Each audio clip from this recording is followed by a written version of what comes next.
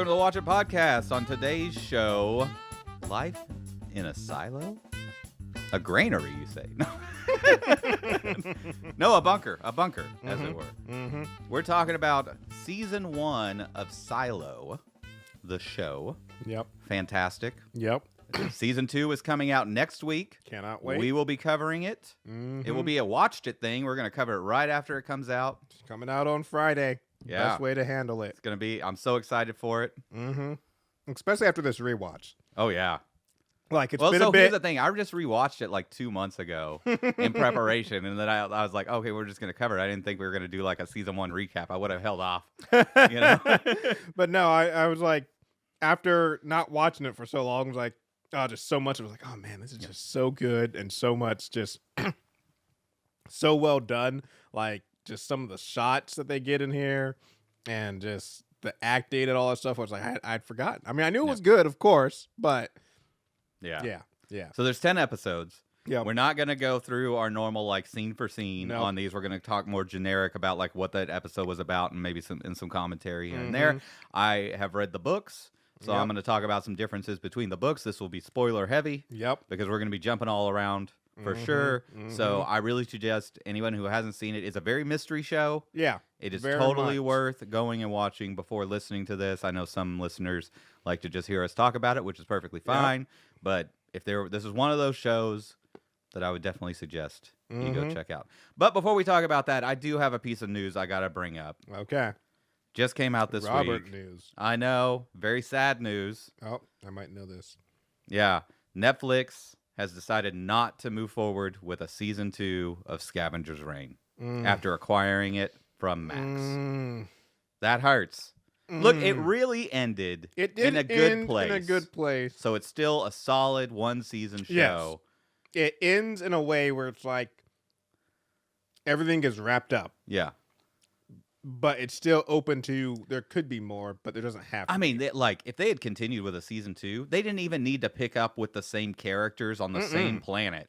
I just want more of that art and that story feel that it has, like that old, like that liquid television 1990s MTV feel. Oh yeah, that was like, I don't know where that show came from, like suddenly. It was a phenomenal. Yeah, really great, really great. I know some people that I know that couldn't get into it, but maybe it's just not for everyone. But I think it's amazing. Yeah. Speaking of MTV, sidebar, I showed you an episode of Special Ops Lioness. Yep. And we noticed that was made by MTV. Yep, MTV Studios. Very surprising. Very weird. Dollars King with Sylvester Stallone. Fantastic show I've been watching on season 2 right now. Also MTV.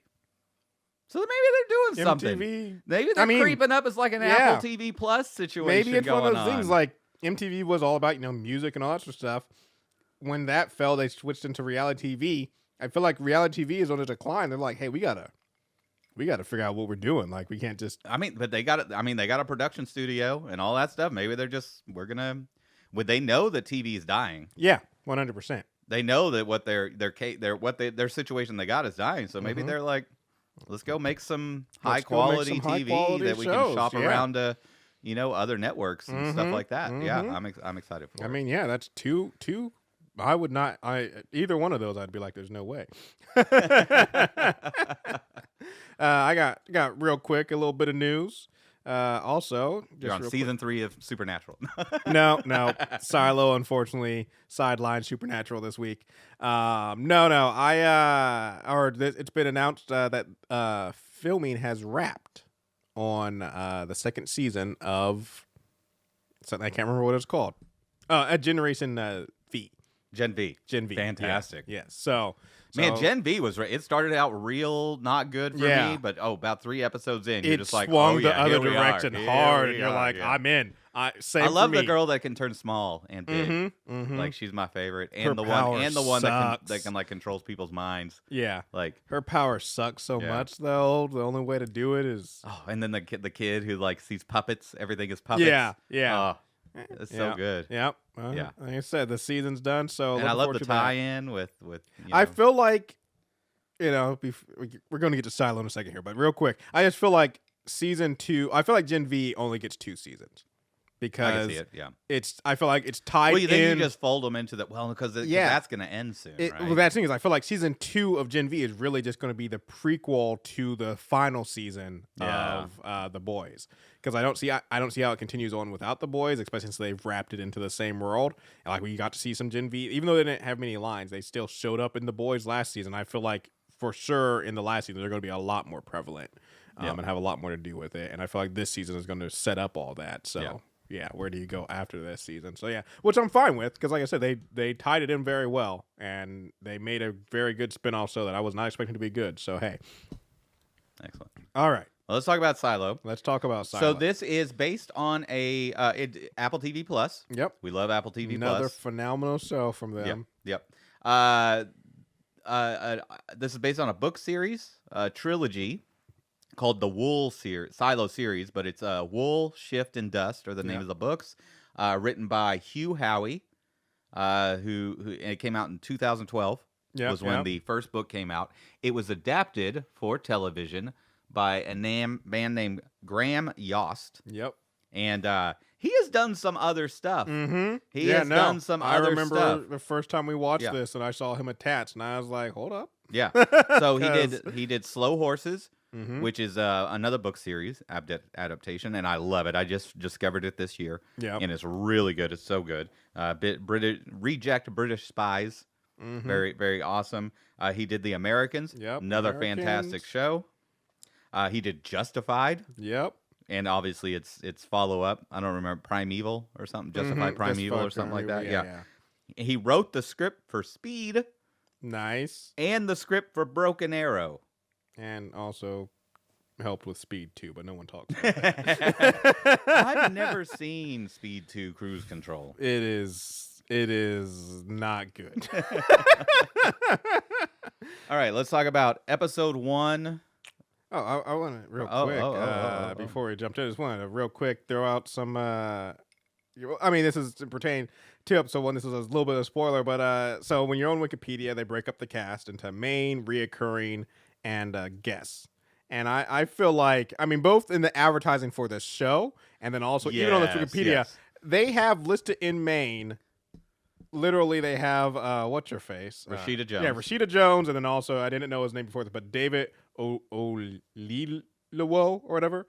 Which, when you start this series, you definitely are like, oh, these are our main characters, and they're both gone by episode 2. So, like, look, I understand. I like the way it worked out. I get it. Don't get me wrong. Rashida Jones, but criminally underutilized in this 100%. That's part of the reason why I showed up for the show. She has very little screen time in the whole season, but every moment is fantastic. I feel like they definitely did a bait and switch with Rebecca Ferguson. Take this as a recommendation of why you should watch it if you haven't. Even if you're going to listen to us talk about it, you still should watch it. Because of this, is if any other show would have done this same thing, where they brought in an actor or actress that I really liked, and they made it seem like that person was going to be there as the main character, and then got rid of them in one episode, I'd be like, fuck you, and I would have left. I would have just been done. Where Silo is so good that I'm like, oh, okay. Like, it sucks that Rashida Jones isn't here, but this is fantastic. So I still need to watch her other show where she's like got a robot child or something like that. But yeah, also just to shout out a few people. One is the actual main character who actually doesn't show up to the second episode. Or is Rebecca Ferguson. Fantastic in this. Another person, Common. Kills his role. Very intimidating. There is no one in the show that doesn't kill their role. Yes. And then also, I just want to shout out Tim Robbins. Because just seeing his character, because I put it in my notes, even like seeing his character through the, like, I kind of put like the 3 shifts he plays of beginning as just the basic IT guy. Head of IT. Who's just a freaking asshole. Like, you just don't want to. As all directors of IT are. Exactly. He's a kind of boss. Like, he plays a perfect, like, I hate this guy boss. To being the kind of, what is it? Goofy, lazy mayor who really doesn't want the job. To being here's a big spoiler already, folks. So if you really don't want spoilers, you should really turn this off. To going from that to being the main villain of the show, I'm just like, killed it. And it's the transitions are just so good. Just fantastic. Fantastic. Another shout out I want to make is Ferdinand Kingsley, who plays George Wilkins. Okay. The boyfriend who is kind of like the catalyst for the whole everything that happens. Yep. Ben Kingsley's son. Is he? He is. I mean, he has the same last name. Yeah, I know. I saw that, and I was like, hang on, who's his parents? Okay. Awesome. Yeah. Nice. Like, his whole role is all flashback. Yeah. Oh, yeah. There is no, like, non-flashback role. He's not alive in this whole show. Yeah. He's dead from the get-go. But no, great stuff. Okay, yeah, great nice. cast. Did not know that was him. All right, so let's jump into episode 1. Episode 1, Freedom Day. Yeah. Every episode is like a different day. There's a lot of every episode really like centers around them doing is like Race to the Top. Yeah. Freedom Day, Forgiveness Day. So they got a lot of holidays in the silo. That's all I'm saying. As I said, you got to do a lot to distract people from the fact that they're living in a freaking silo. That's right. And so one thing I just say is like just this because I rewatched it this today, a little refresher of episode 1, and just like one is like the start is really like I said is something like you said you have to get people's attention in the first 2 minutes, and this show does it fantastically with setting up a mystery right off the bat, but also not just that. I'm not sure if you remember like watching this episode, the opening cinematics. The way they frame their shots like this going coming up out, going up and they the like silo. they come where they're backing away from him. He's coming out of the room and everything. I was just like, this is like well shot. I was like, that which just of course pulls you right in right off the bat. I just was like, I love that so much. It's really good on a rewatch too, because you catch little things that he's doing, like that I didn't notice obviously on the first watch through. Like he's adjusting the flowers and he's like closing up the vent, and like that all comes into play later. Yep. One thing that I'm wondering if it comes into play later, or if it's just a coincidence. I'm like, does Holding Cell 3 have any significance? Because no, it's just where the cell is that has the for the people that want to go outside, that has the view, which I guess would outside explain, and the view of the door would explain Deputy. This is like salt in the wound. This whole place is salt in the wound. First, he like walks through the cafeteria, right, and they've got a big view screen that shows outside, and you're just looking at dead bodies, especially who wants to eat here? With one of them being like everywhere you go. You just gotta constantly see for 3 years. 3 years, you're just like, oh, and there's my wife. I mean, he talks about it in a later episode. He's just like, every day, I come in at night and leave at night, so that way I can't see my dead wife out there. So he basically, like I said, the episode starts off with the mystery of him basically just starting off like, I love the interaction between him and Deputy Maines of just being like, don't say it. And he's like, would you rather I wait for Cindy to come in? Like, he's like, I don't want you to say it at all. And then he's just like, I want to go out. And like I said, at this point in the show, we don't know exactly what that means, but just from the way they do it, oh, yeah, this is something serious.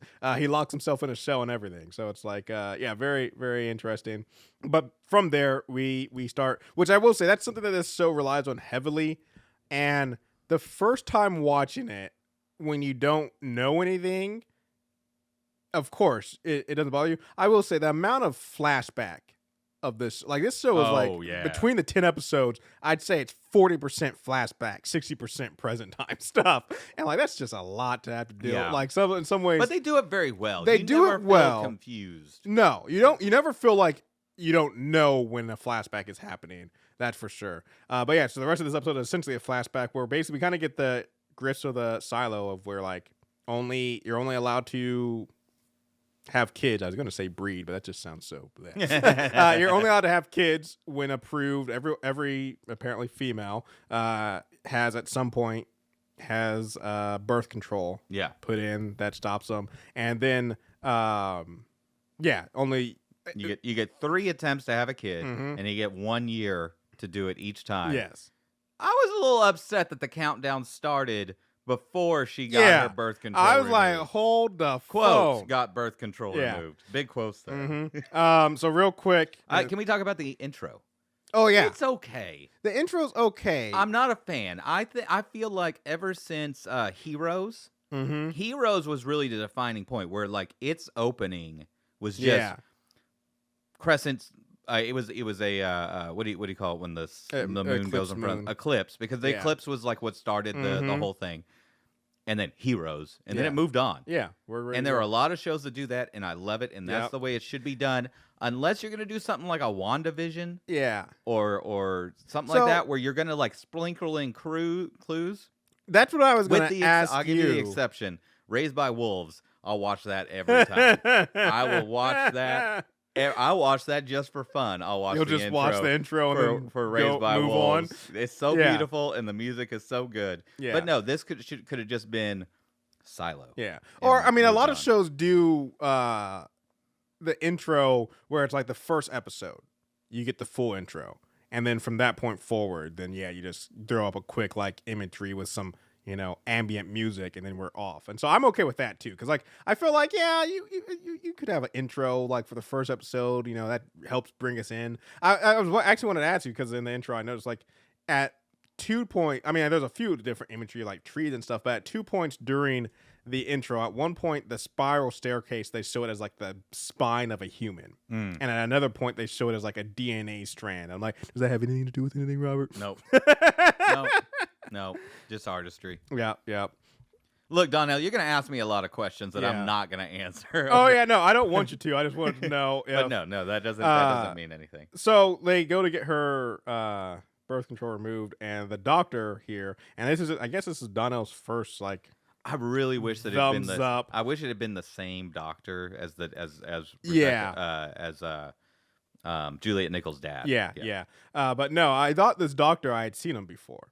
But like if you go on Wikipedia, he's only in this episode. There's a small role. Can't find him there. IMDb, they don't like he is on there. I did find him, but they don't have his picture with it, so I wouldn't have known, and they don't really label it. And so this is my first time ever saying like AI kind of cool. Is I went into AI and I was like, hey, who was the doctor who did? And they gave me Juliet Nichols' dad. They told me who he's played by, but then I just said after that I was like, no, who's the doctor who removed Allison's birth control? And like, oh, his name is Dr. Leonard. And I was like, who played Dr. Leonard? And it's an actor named Paul Bigley.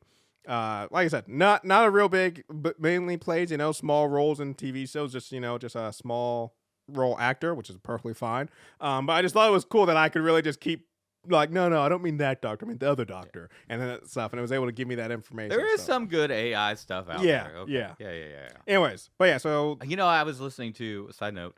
I was listening to a podcast where they were talking about like AI images and stuff, and like how fat they were. Like, oh man, it was so fast how like AI just took over, and someone else would be like, yeah, but it was much faster. How quickly we learned how to notice when something is AI generated. Yeah. Like we can, it is uncanny valley like nobody's business. You're just like, that's AI. Yeah. Like you just know. Yeah. We find out that Rashida Jones' character works in IT. Yep. With Tim Robbins. Yep. A nerd like us. Mm-hmm. Yes. One of us after our own heart. Works in IT. They're trying to have a kid. I think it's interesting that like when you get your notice that you can, apparently so does everybody else. Because like how everybody's just like, hey, congratulations, we're so happy for you guys. And I'm just like, so what? They just send out a bulletin to everybody like, hey. I mean, I guess it's a rare occurrence. There's 10,000 people, and all you have to do is gossip. How there's not like murders every day? I don't know. But yeah, so they're trying to have a kid. They can't. We get to see that time's passing by. And they run into Gloria, who is, and I want to ask how she got this role. Who is a fertility specialist? She just took it. I guess. Because I'm like, why would anybody listen to her when it's like, hey, you didn't have kids? I feel like. Well, we later find out that like she helped Common's character. Yeah. I can't remember his name. He has the most Sims. generic name. Yeah. Sims. Yeah, Robert Sims. Robert Sims. He helped him have a kid. Yeah. And stuff. Yeah. But I'm just thinking like, you would not be able to keep this under control. No. There would be black market removals of the birth control all the time, and there would be there'd be black market selling of kids. There would be you could not keep the population in check. It just doesn't happen. But yeah, so C starts, dropping in their ear that like the reason you can't have kids is because they don't want you to have kids. And then ultimately, Rashida Jones' character discovers that this is true because C, which I'm like, this is something else. C goes and cuts herself open and finds that the birth control is still there and removes it herself. And I'm just like, now she does all this because she's starting to question everything. Yes. Because during all this, she gets a call from it. So the reason like they show her in IT and we meet Tim Robbins is because she has put some information on the net because there's like an internet within the silo about how to recover files. Yeah. And Tim Robbins like, no, you can't do that. So he takes it down. Has to be done by IT. She gets a call, a location request. Yep. To do troubleshooting with this guy George Wilkins. Yep. On a hard drive. Yep. And she goes down and it goes in to investigate with him. They get into this hard drive and they find out that it's basically blueprint data and early data from like this pre-rebellion that happened like 140 years and ago. Video of some outside. Yeah, we see the first video of someone going outside to clean. Yeah. So there's a sensor. There's like they call it the sensor. It's really a camera that is how they see outside. Yep. And if someone does something bad enough or says they want to go outside, they're sent out and they're given a piece of wool. Yep. Which is the name of the book. Yep. I connected that. to clean the sensor. Yeah. But when they go out, things happen. Yeah. Which we'll talk about more. Yeah. Yeah. But anyway, through all this, she finds out that like a lot of stuff is lies and whatnot, and then she starts questioning everything. And that's when she goes and she pulls it. She finds that her birth control has not really been removed. The thing that I find is interesting is I'm just like, so because you have to like in the silo, one is like you have to be a sanctioned couple to begin with. Like that's very interesting. And then I'm assuming sanction means that they do some kind of like history of genetics or something like that, and make sure that like cousins aren't having kids. And stuff like that. Because after that, you then also have to you have to get approved to have a kid. And so I was just like, one thing like I said, they make it very clear that Rashida Jones' character is not. We don't know about Holston, the deputy, but we know for sure at least her. She's not the kind of person they want having kids. And like I want to know. I would like to know more about like what makes somebody a person they don't want to have kids. Yeah. I mean, I think obviously it's like someone who's questioning everything and whatnot, but I don't feel like she's there yet. Mm-hmm. But I mean, that thing is she's not on the fringes. There. Yeah. I mean, she does get there before she ultimately ends up going out. But I think it's just like the way she does things. Where like in her mind, giving people access to the tools to do their own data recovery. And her whole reasoning for it is just to make things easier on IT so they don't have to do all this stuff.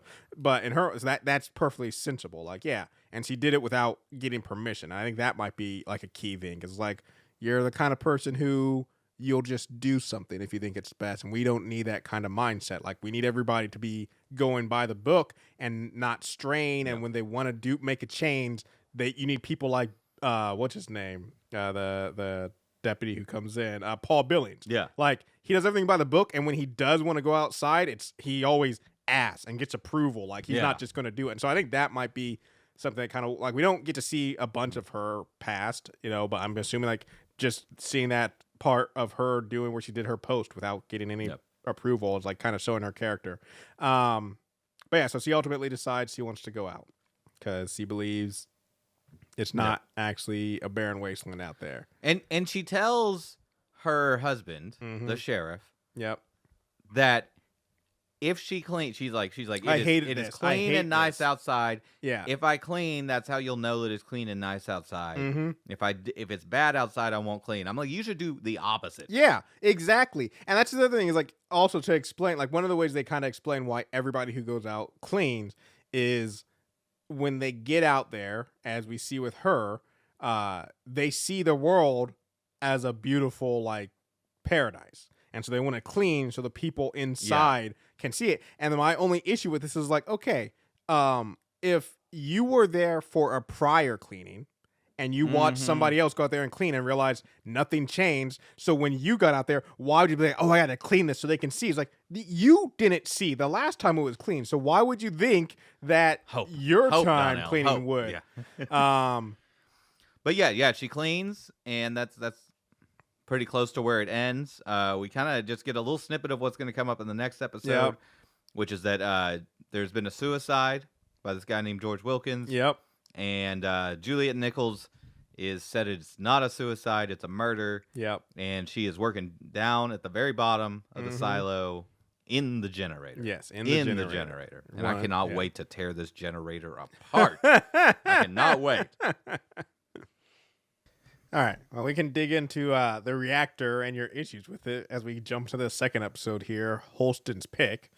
So basically we pick up pretty much where we left off with Holston and Maines headed down to see Juliet. Well, actually, it picks up with Holston cleaning. Oh, yeah. Which is interesting because that's where it started in the first episode. We don't even get to him cleaning until the second episode. And I'm just like, he goes out and he does clean. Yep. And I'm like, he should not have cleaned. Yeah. He should have told Barnes, like, hey, I'm going to go out. Yep. And if I don't clean, it's all gravy outside. Yeah. Like, yeah. I just can't understand a lot. When, like I said, he didn't tell anybody, but when his wife told him that, it's like, if I go out there and everything's good, then I'll clean. And I'm just like, but that's what everybody does. So it's not going to change anybody's mind. You have to do what they're not expecting you to do in order to get. But anyways, yes. Yeah. But it's interesting that when he goes out, he ends up taking his mask off. We find out because he didn't have enough oxygen. Yeah. And we later find out he sees what really is outside. Yes. But this is after he's cleaned. And he makes it to where he can just touch his wife's foot and then dies. It's so, I mean, this is jumping to the end, but it's so weird that they show the people inside the silo one thing, and then when you go out to clean, they show you the other thing, and neither one of those is true. Like that's the thing that I think is weird. It's like, oh no, this is a double illusion. Because no, it's not. I mean, it's not. It is an apocalyptic world, but not in the way they frame it from inside the silo. And it's not all happy paradise at all. It's definitely apocalyptic, but it's still not the. It's not the same scene. Like I don't get why it's. It is weird. It is weird. But anyway, so jumping back into the past, Holston finds out that Juliet and George. It's George who may or may not have had a hand in getting his wife to want to go outside. Basically, he finds out that they were together, and George probably was doing some illegal stuff with some relics. Yeah, and so he agrees to basically do a search into what's going on, and that's what leads him to ultimately he goes out to clean. In the present, we have the mayor who has to elect a new mayor or get a new sheriff, and judicial is like, we got a guy right here for you, which is Paul Billings, who we actually don't see for 2 more episodes. But by the way, judicial non-factor in the books. Really? Yeah, like there is so much that happens in this season not in the books. Really? Yeah. So judicial's still a thing. They're just not. Yeah. Interesting. Like the Sims character, not a big, huge deal. It's all about IT and the sheriff's department. Yeah. Yeah. But yeah, see, the mayor doesn't want to do that because he feels judicial already has too much control. And finds out that Holston did nominate a replacement, which is Juliet. And so she decides she's going to set off to go meet her. Yeah. And that's pretty much the episode right there. It really wraps with her being like, all right, I'm going to head out. We get introduced to the character Martha Walker, played by, Harriet Walter, played by Martha Walker. Yes. I'm like, just use your real name. But we get some information about Juliet Nichols' relationship with George Wilkins, which he's very much about getting these relics and investigating things, and takes her below the down deep to this like underground place, which I love the look of this underground place. Not in the books. Not in the books. Not in the books. This drill, Okay. everything under there, the drill exists. The drill exists. It is not It's just down. not down it's not there. where it is in the show. Okay. But that's fine. yeah. It makes me wonder about some things that's going to happen in later seasons Mm-hmm. and how they're going to deal with that, because that drill comes into play, but not if it's where it is. Mm. Yeah, Mm. interesting stuff. Just dripping some stuff in there, some little sprinkles there for you. Yeah. But I love, like, they find a Pez dispenser. Mm-hmm. What the hell is this thing? Yeah. Nobody knows what this is. No one knows what it is. They don't know what stars are. Yeah, they don't know what stars are. Or like actually when they go and find the drill and how George wants to go down to look for this door, and a little bit later Juliet goes down there and it's just realizing like everybody who's lived in the silo, like no one knows how to swim. There's not enough water to learn how to swim in. So it's just like, yeah, this giant cauldron of water is terrifying. Yeah. Because it's just like, yeah, if I go down there, I'm dead. There's no way to survive in a body of water that big because, like I said, no one knows how to swim. Yeah. That concept doesn't even come to mind. But Which- like, I'm scared of heights. This is no bueno, man. Like, Oh where they're yeah, hanging out. when they walk out on the little yeah.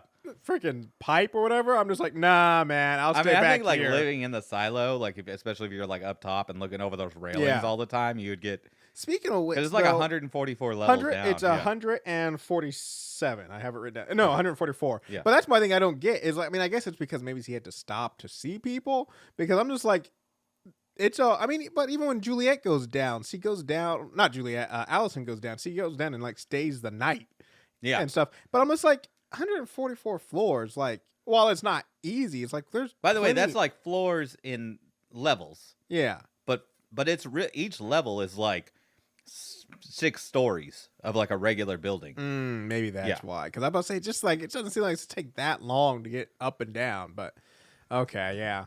I mean, days. yeah, That's it why, takes- like, later when she like gets arrested Yeah, and she's been running around hiding from judicial. yeah. And then they're like, okay, we got to walk all the way to the top from the Yeah. very bottom. I'm like, that's going to take her like a month. Dude, she is worn out. Mm-hmm. She needs Well, rest. I was about to say, man, being a freaking porter.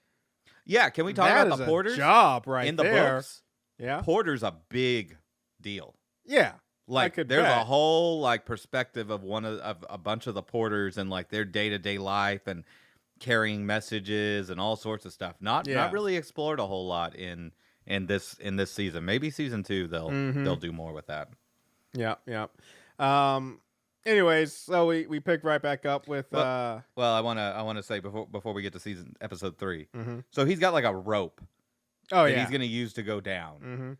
I'm like, wouldn't it now with all the information that we find out later on, that getting a rope that long Oh yeah. is not gonna set off a lot of alarms. Oh yeah. With everything is resources are like everything is recycled and stuff, and like everybody's gonna know. Like yeah, how did he Especially get when this like rope? the pact, the book, their like Bible of Mhm. rules is like you aren't allowed to create anything that helps you move things up and down Yeah. the silo. Yeah. I'm like, as soon as someone buys a rope that long, you're like, they're creating an elevator. We got to Mhm. get on that. Mhm. Anyway, episode 3. Yeah, episode 3. Machines. Yep, machines. So yeah, we got the mayor and Deputy Maines headed down the silo, stopping along the way to different floors. At one point, we hear about the judge who is perceived to be the head of judicial. Yeah. And she is. I put this down. She is. I mean, played she by, is the head of judicial, but Yeah, but I mean, Judge Meadows. But, yeah, Judge Meadows. But yeah, there's a shadowy organization. Yeah, I'm about to say. I mean, yeah, I guess, but I don't know how much. Like, she doesn't have any like any real Power. Power, yeah. So she's played by Tanya Moody, and I mean, she does a great job. But every time I see her, I'm like, this is Viola Davis right here. Like, the whole time, I'm like, this is Viola Davis's role. And like, see, I mean, they look similar, Yeah. and stuff, but also like just even this the role, I'm just like, this is like perfect for her. Yeah. But no, Tanya Moody does a fine job. But anyways, yeah, they're headed down. They're going down to meet Juliet because that's who they want to be in charge. Judicial shows up a couple times before, like eventually Common does approach them or Sims does approach them, but they show up a couple times in this episode, not to like just random Judicial people, and like everybody in Judicial wearing black clothes, very, very they get, like, these intimidating, shadowy watchers. Yeah. And my thing is this: I'm just like, who we don't meet till later, but still, Paul Billings. I'm like, how the hell did you get in judicial? Because you're too squeaky clean to be a part of it. Judicial is all shady and intimidating. Like, there's nothing intimidating about Paul Billings. So the way that I look at it is, especially when you talk about when we get to the episode Janitor's Son. Yes. Is it doesn't really matter which like group you work for, whether you're in like sheriffs or janitorial or judicial or IT or whatnot. Any of the spies could become from any of those groups. True. It just happens that Sims is a member of judicial, but his father was part of the janitors. Was a janitor, but he was part of the like inner circle group. By the way, in the books, this whole inner circle thing, and the secret room with the monitors, doesn't exist, non-existent. So they're not even that similar then. Like this. No, it really deviates a lot. Okay. Most of the stuff that happens in the show does not happen in the books. Interesting. But characters are the same. Like Sims exists in the books. Yeah. And Juliet and all that. Okay. All right. Interesting. I don't have a problem with all the changes they made, but they made a lot of changes. It's the same with The Boys, which we covered. Yeah. It is drastically different from the comics. And that's, like I said, it's perfectly fine, you know?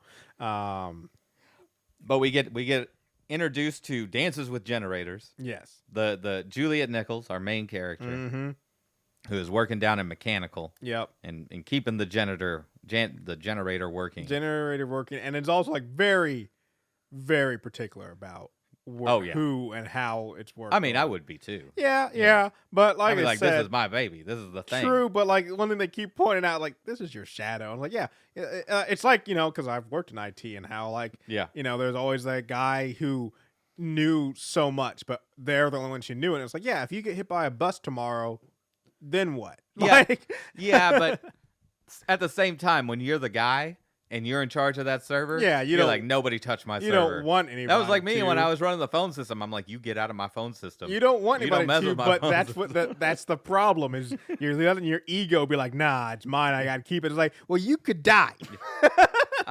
In a previous episode, when Holston goes out to clean, Juliet Nichols is there watching. And when he goes outside and he dies, she gets really upset. Really pissed off. She calls him a liar and all this stuff.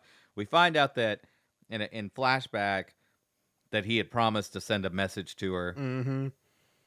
The mayor and Barnes get down there. Generator's going crazy. Offer the job. She says no. I don't want to be sheriff. But then they give her his badge. Yep. And on the back of the badge, it says truth. Yes. The guy that she hands it to, she doesn't look at the back at any point. No. She's like fingering it and like looking at it and all this stuff. And then he gets it and is like, it looks like there's some scratches on the back of this. What does this say? Yeah. I'm like, it says truth, dude. Can you not read? Yeah. Clearly it says truth on the back of the badge.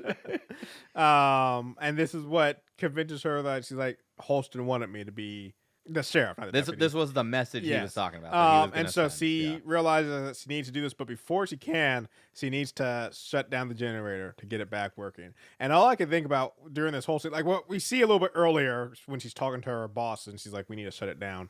And he's like, well, no, we can't do that. And then things go to, mission critical where you have no choice but to do it in the middle of the day or whatever and panic everybody. And the whole time I'm watching this, like, this reminds me, I know this is engineering and not the IT team, but this reminds me so much of being in IT. No, absolutely. Where you're just like, hey, so this server has like a bunch of updates we need to do. And so it would take a little bit of time. And like, no, we can't. Things are working though, right? Well, they are, but if we don't do these updates, you want scheduled maintenance, or do you want the world is falling apart? And then next thing you know, you're like, hey, the server is going to fail out because they're no longer supporting this version of Windows Server, and if we don't update it, then it's going to be a huge vulnerability. Well, why didn't we take care of this earlier? We told you about this 6 months ago. It just reminds me so much of that scenario because I've been there so many times. It's just like, all right. So most of the rest of this episode is them fixing the generator. Yes. This is what made me really fall in love with this show. Okay. This is an amazing scene. Yes. It is like very, I don't know all the words. It's really well done. It has a lot at stake. they really make you feel like maybe they'll fail. Yeah. A lot of pressure.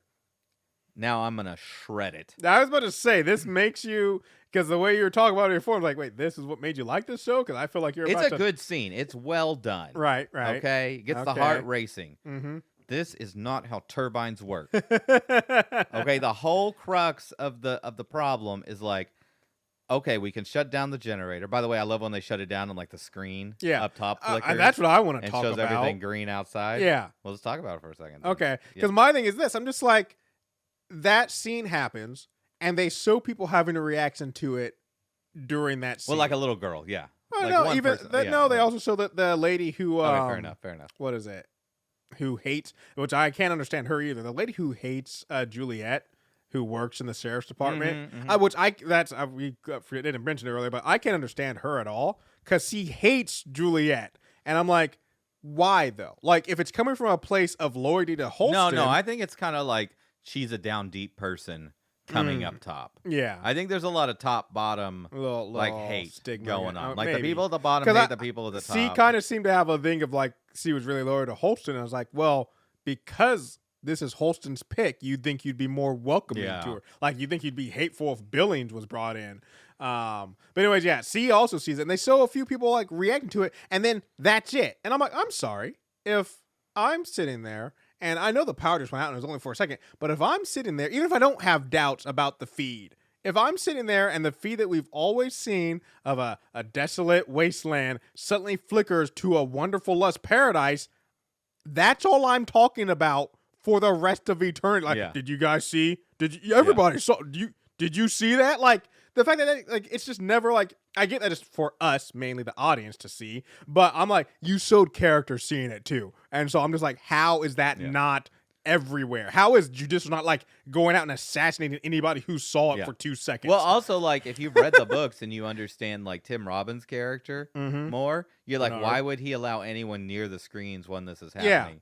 Yeah, and also, I can't understand why is that. everybody holed up in the cafeteria? That was the thing I was gonna say. They have homes. Yeah, that was the other thing is I can't understand. It's like, okay, why, like, at the end, after the we'll go back to your generator in a minute, but after that scene, when the mayor and Mange are headed back up, Bernard stops them and acts like he doesn't know what just happened. He's like, why did we spend last night in the dark? And it's like, no, someone had to send word up the silo for everybody to be gathered at the cafeteria when it happened. Like, it seemed like people were prepared for that. So I'm like, you knew Bernard. And of course he knew. We also know he knows because he's a big villain who has cameras everywhere. So of course he knows why. But even in his role as just the bumbling IT dude, I'm like, no, you would know why. Like, him asking makes no sense, because I'm just like, no, everybody was prepared for the power. They were scared about it, but everybody was prepared for it. Why would IT be the only? The head of IT be the only person who didn't know and be confused about the power going out. IT's not going to know about a power outage. Like, it's a big deal. It doesn't make any sense. They need prep time. Yeah, they got to know about the outage. They got to get ready to boot up the servers again. Yeah. All right. So, back to the generator thing. They're like, okay, we need to shut down the generator. And then, like, one of the engineers is like, okay, well, that's a problem because the steam is going to build up in this thing. Like, they don't know where the steam comes from. It's from our underground. I'm assuming it's geothermal or something like that. But this is just a badly designed system that you don't have a way to relieve the steam pressure. Yeah. Oh yeah. At any, like, you should just have a way to do that. That should be built in. To it. And also, she's like, okay, well, there's this door. There's like a tank that can fill up. Yep. And there's a door you can close on one side. Yep. But that's going to eventually build up and explode. Yep. First of all, it would not get hot enough to melt iron. It's steam, water. It would just condense into water and then flow back down into wherever it came from. It would never get hot enough to melt iron. But secondly, what do you mean you don't have a way to relieve the pressure? How about you just open the other door to the tank that Juliet Nichols goes in, and you're good to go. Yep. And then they have they're like, okay, well, we're going to take off these two panels because they've never seen inside of it. No. So that way we can see what the problem is. But we're not going to shut the generator down until we've got that open and we know what's going on and we got a plan. The second you pull those panels off, all this works because of pressure, steam pressure. You pull those panels off, that thing will spin for a little bit, but it's going to stop. because you no longer have pressure. It's just gonna stop. Yep. So you got to go right then. Yeah. And also, you can keep it unlocked as much as you want because it's not going to keep spinning. That's just not how it works. It's just not how it works. And they know how Steam stuff works. So I don't know why they don't know that. I don't understand. This is not a problem. This is a non-issue. They have all the time in the world. Yep. Now let's talk about actually fixing the thing. You just buff out the wrinkles in the blades. Yeah. Stupidest thing ever. That doesn't make any sense. Yeah, they're just like, they're all bent up. Yeah. They're like, oh, let's just bang a hammer on it. I'm like, no, they need to be replaced. 100%. You need 100% new one. Yeah, you're going to have to melt them down and reforge them. Yep. Like, it's not. And why aren't there replacement blades? Why did nobody think about this? Yeah. Well, I have lots of questions about the founders because it seems a lot of things where I was like, wait, why would that be in place or stuff? Like what, Donnell? I don't know. It's later episodes. But yeah, so I already talked about Bernard bumping into the mayor and a deputy on their way back up. But one thing also that happens during this, which once again is something we learn later on, but they never explain, where I feel like this would raise more red flags to me also, is when he asks, or he's like, Bernard is like talking about, yeah, you set down the generators and deal with Juliet. And they're like, how do you know that? And he just moves on to the next point. And I'm like, no. How do you know? Like, the only people in the room were the mayor, the deputy, the dude who's in charge of the dude who's in charge of the engineer, and Juliet when this deal was struck. And I'm just like, yeah, that's a huge thing. Like, what the hell? How does Bernard? And the fact that that's another part where everyone's just like, meh. And I'm just like, no. When random dude who was, I don't know how many floors up has information that he shouldn't have. Yeah. That's a concern for me. IT boss is not happy with the new sheriff. Yeah, he's not happy, but he does become happy with it, which is strange. But anyways, so then, Maines and the mayor go back up. Both talk about maybe retiring, moving on, settling down on a nice romantic life. Have a little shops next to each other. Let's have some wine, and then all of a sudden, bam, mayor's dead. I do have to feel like I'm like, man, it does suck for these two characters. Like, been serving the people all their lives. Oh yeah, and just doing their thing, and then finally they're like maybe it's time for some time for us. Yeah, maybe it's time we have. And just when they finally come to that conclusion, and everybody how maybe we get 2 bottles of wine. No, dead. We find out that it's a conspiracy because Barnes dies too. Yep. Later, Marnes. You're right. Marnes dies. Yep. And we find out that it's all a conspiracy. So like. Well, we'll jump into episode 4. Yep. Truth. Okay. We find out, so the mayor's killed. We find out that the reason the mayor dies is because she drank the water that was meant for Marnes. But because Marnes was the real target for the assassination. Well, that thing is, Marnes keeps saying he's the real target for the assassination. But in his wording, one of the things he says makes me believe that he was not the target, because he says everybody knows when you're traveling the length of the silo, you always drink from your traveling part or your partner's water bottle, because it's easier to grab from their bag than it is to go into your own bag. So by that logic, it's like, okay, well then I think the mayor was the intended target, because they would poison his water knowing C's going to drink from his bag. No, but they poisoned her water because he was going to drink from it. But there's a little bit of like shaky ground. Yeah. But Marnes was the target. So that way they could install Billings as the deputy and then get rid of Nichols. Yeah. So that way Billings would be coming. I'm like, you guys have cameras and microphones everywhere. You would have heard and saw the conversation between Marnes and the mayor and been like, we just got to wait. Yeah. That's what I was like. It's like, they're both about to step out. Like, let it be done. But I guess if they waited, like, because that thing is, I also thought the reason why the mayor was killed is so that even though he acts like he doesn't want the position, he can step in as mayor. And I feel like, both of them being killed made it possible for he gets to be mayor and doesn't have to worry about election. And then also Billings, they can slide in because, it's a new sheriff. She doesn't have time to vet anybody. Here's Billings. He'll be here. Where if they let her assume the role of sheriff and then let Marnes retire, well, then everyone's going to look to the sheriff to be like, who do you want to be your deputy? So that's why I think like they couldn't just wait, like they had to kill him, is if they let things go naturally. Because I thought that too, was like, why didn't they just wait for them both to retire and let them do their thing? Because then they would have went the proper range where they would have, okay, we're gonna elect a new man, we're gonna let the sheriff pick her own deputy. So a certain amount of this episode and future episodes take place in the past. Yes, about her brother dying, Juliet Nichols' brother dying. The mom with the microscope. Yeah, and all that. I care about none of it. None of it. I feel it I adds don't care. little bits of The context, microphone, but... the microscope part.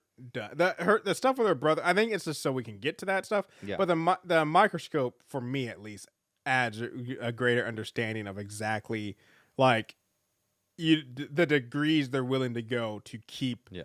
The stuff hidden, because you're not. That's one of the rules. Like, or was already hinted. You're not allowed to mechanize any way up and down the silo, and you're not allowed to have magnification past a certain degree.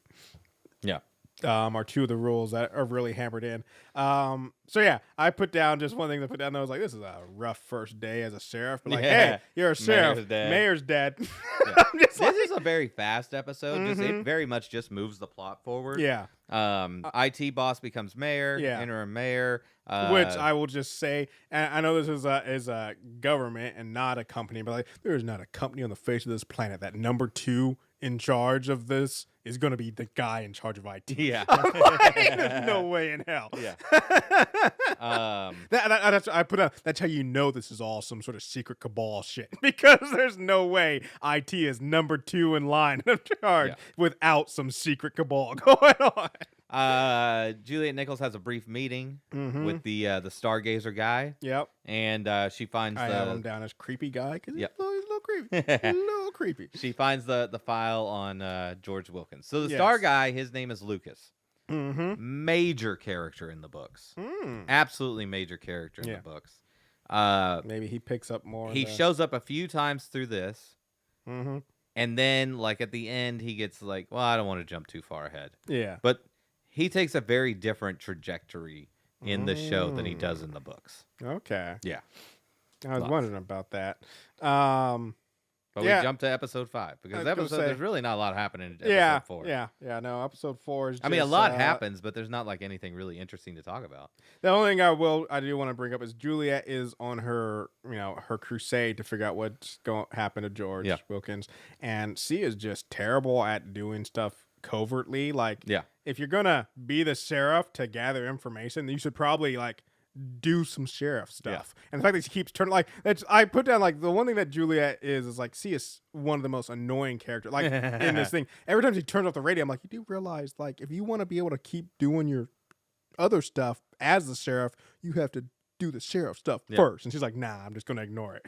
But yeah, and this is the first time she does it, not the last time. By the way, what happens in episode 4? Yep. If this was following the books, the show would be over in episode 5. Because literally, she gets into the sheriff's office and she looks something up on the computer she's not supposed to get information on George Wilkins' death. And IT sees it and says, you're going out to clean tomorrow. That's actually something I have a question about. She is sheriff for 1 day. Yeah. So everything that happens from here until the end of the season, made up. Okay. Completely made up. So not part of the book. The thing I don't understand, though, is because they make it very clear that IT has cameras, or we eventually find out that they have cameras everywhere, that they have microphones they can hear, and that also they can, when you plug a device in, they can track you down. Yeah. And so earlier in this season, we see in the past that that Allison and George Wilkins plug in the hard drive and look up all the hidden stuff and video. And so almost like, how do we even get to the point of Juliet? How are George and Allison? Yeah, they don't have a camera in George Wilkins' shop. That's what I can't understand. They do allude to a little bit in a later episode. They're like, I can't wait to get down to the bottom. Or no, that's the lady who hates her. In the Charlotte's like, I can't wait to not be on the top lles where they don't watch as much. So maybe they're just careless about the lower in the shaft. Well, okay, I got a question about the hard drive, right? The hard drive is like a big component, a MacGuffin of the whole thing. Yeah. How did George Wilkins access the hard drive from his shop? Yeah. When you needed to have special sysop access Well, he couldn't you could access only that much. You could only but you could only like log into the hard drive Mhm. if you were at a specific terminal that had the right access. Yeah.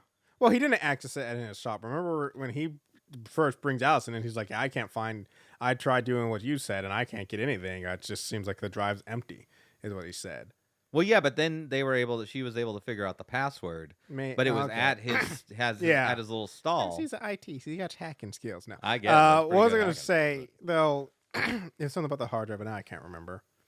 Nah, It's old and would not work. Yeah, that's for damn. It's sure. over The way it 140 years old. It would not work. Yeah. All right, so episode 5, like I said, this is where our boy, the janitor's boy, this is where our boy Paul Billings is introduced, and I'll actually say this: I like Paul Billings. Yeah.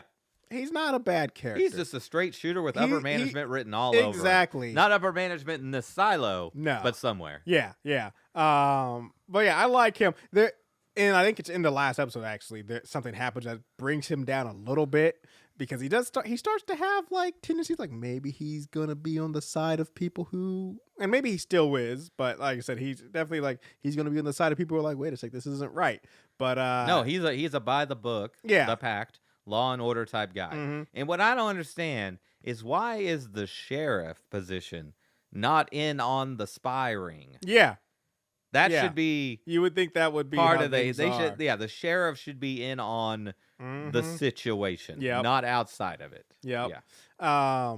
That's what I was gonna say though. Is so they kind of allude to because there was a rebellion at some point, and most of the people who rebelled were killed, cast out. But they also kind of make it clear, like you said, there is definitely a caste system throughout the silo. The people at the bottom are definitely like looked down upon and have more ties to the people who are likely to rebel. And that's where the saying that the farther down the shaft you go, the less they pay attention to makes no sense. Like, shouldn't it be the other way around? You don't pay attention to anybody on the top because those are your loyalists who just enjoy the good life. Yeah. And you pay full attention to everybody at the bottom because like they're down there in the slums. So like, yeah, if anybody's going to rebel, that's who you're watching. Yeah.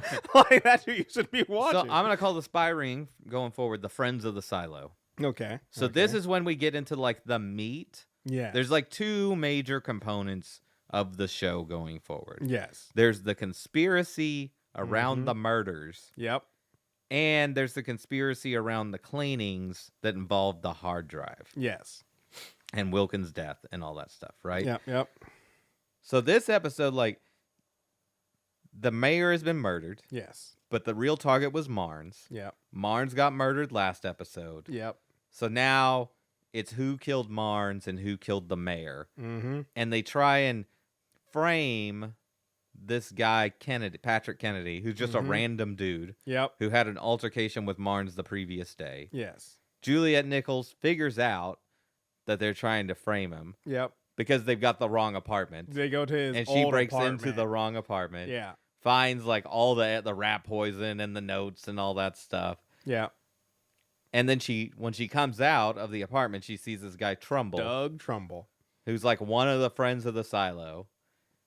And they get into a big chase. Yeah. By the way, they're having like this race to the top. Race to the top. I don't want any part of the race to the top. Yeah. I don't want part of a marathon. This sounds worse. Maybe race to the bottom, maybe, but race to the top. On a slide? Yeah. Yeah. Race to the top, not happening. Yeah. My legs. I get the and well, that thing is the contestants who are doing race to the top, they've got to be are like kids. They still like some like kids and stuff. And I'm just like, no. The real contestant would be like somebody who's just like built. Like it would be the top 5 porters. Yeah. In the 100%. silo. Yeah. Like a porter's like what is this? Calves. Calves. Yeah. If they flex, could stop bullets. Mm-hmm. Yeah. Yeah. Porters. And that's actually funny because one of the porters we see later on who delivers a message to the guy who's watching the stars. I sadly can't remember his name. But yeah, he delivers it. And it's like this little skinny kid. And I'm like, you running up and down those stairs. You'd be lean. But you wouldn't be all string beanie like that. Like you'd be tight muscle sort of guy. Going up and down the silo all day. Yeah. But yeah, there's she's chasing Trumbull, the spy guy, and while this whole like festival's going on, everybody is there like looking over thing, and they like get into a fight on the track. On the track. And like nobody's noticing. Nobody notices it. He knocks her over the railing and is trying to get her to fall and has at least 30 to 40 seconds of just him and her as he's trying to murder her. And the whole time I'm just like, isn't there a race going? Like, where's everybody? What? There should be people watching the race who see this, and there should also be contestants, which eventually, finally, some people do see it, and some ladies come and save her. But I'm just like, entirely too long. During a major, that's like trying to murder someone in the middle of a parade route and no one noticing. Like, I'm just like, exactly. What is going on here? But yeah, she gets away. She does break his finger. Well, no, Doug gets away. Oh yeah. Well, he's but running from her, correct. Yeah. And then fair enough. C fair survives. Enough. Yeah. Is what True, you true, should true, say. true. And then we get like a scene where Sims is given this whole story about the janitor's To door and to Trumbull. Yeah. And great scene. you're really good scene. I love this I love scene. the story. I love And the I way love that the Common way- tells yeah. it. Yeah, like And I really, love- Common really did a good job. Yeah. And Trumbull's like, oh, I want to be your shadow and all this, and Sims throws him off the railing. Yep. But plants the suicide note that was meant for Patrick Kennedy on him. Yep. So that way Trumbull will take the fall for the murder of the mayor and Barnes. Yep. Yeah. Very Very convoluted. A lot. It took a couple of watchings to really and piece together what was going It on there. does also, because I rewatching, it does also, and I like actually kind of deal with this in the following episodes, it puts a damper on Sims and Bernard's plan because they wanted everything to be like keep the focus off of judicial, where with Doug dying, like that gets Juliet going after the judge and trying to like, hey, there's something wrong with judicial, which, it's not. It's just they framed Doug. It was like thing. But I do kind of like that. Like, this is not the plan they wanted. Of course, they wanted to frame Kennedy, and the Doug thing was like the best possible outcome. But even that hurt them because, it got eyes on judicial. Some other things we learned about in this episode. We learned the no elevator rule. Yep. We learned the no magnification rule. Yep. No elevator thing, not really going. They don't really go into that in the books. No magnification thing, big deal in the books. I can bet. Can't tell you why, but there's a big reason why there's no magnification allowed. Another thing that we learn about, the syndrome. Yep. Which is like a thing that some people have where they Billings shake has and whatnot. Yep. Not in the books. Not in the book. Completely made up whole cloth for this show. I read something from the creator of the show, Graham Yost, who was like, yeah, what if we threw something in there where like just living underground away from the sun and in this like just does something to people. Yeah. And like we could play around with that. So it'll be interesting to see what they do with the syndrome in the future of the show. But yeah, they just made up whole cloth for the show. Interesting. Yeah. All right, episode 6, The Relic. Pretty straightforward what it's about. Yep. They're checking Trumbull's apartment. Yep. Right? And Juliet Nichols has planted a relic there. The Pez dispenser. For Billings to find. Yep. Yeah. She's not letting this go. She's using this as a way in. Yeah, basically, yeah. Because that thing is, he wants to be able to use Billings. And the only way to use Billings is to get everything to be, as I said, by the book. So there's no reason to keep this investigation going. Yeah.